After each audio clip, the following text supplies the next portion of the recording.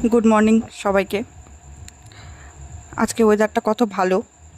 আজকে বৃহস্পতিবার, ওই জন্য সকাল সকাল স্নান করে ঠাকুরকে পুজো দিতে চলে এসেছি। যেহেতু আজকে লক্ষ্মীবার, তো তাড়াতাড়ি পুজো দিতে হবে। পুজো দেওয়া হয়ে গেল। আর এই যে আবার ছেলে স্কুল যাবে, ছেলেকে রেডি করে দিলাম। এর জন্য করতে করতে আমার সকাল 10টা বেজে যায়। টিফিন টিফিন প্যাক করে দিলাম, ও স্কুলে চলে গেল। তারপরে আমি যে সকালের খাবার নিয়ে বসলাম। এদিকে এসে দেখি এরা মা বেটা দুজনে গল্প করছে। তারপরে বিকালবেলা একটু বাইরে বেরিয়েছিলাম, ভীষণ বৃষ্টি হচ্ছিল, কিন্তু তখন একটু বৃষ্টিটা কমেছিল। বাইরের ওয়েদারটাও খুব ভালো ছিল, কিন্তু ওই বৃষ্টি লেগে একটু শরীরটা খারাপ হয়ে গেছিলো, মাথা ব্যথা করছিল প্রচণ্ড। তাই হাজব্যান্ডকে বললাম যে রাতের বেলা তুমি একটু আমাকে খাওয়ায় দাও। কিন্তু ওই এতগুলো করে আমাকে মুখের মধ্যে ভাত দিচ্ছিল যে আমি খেতে পারছিলাম না।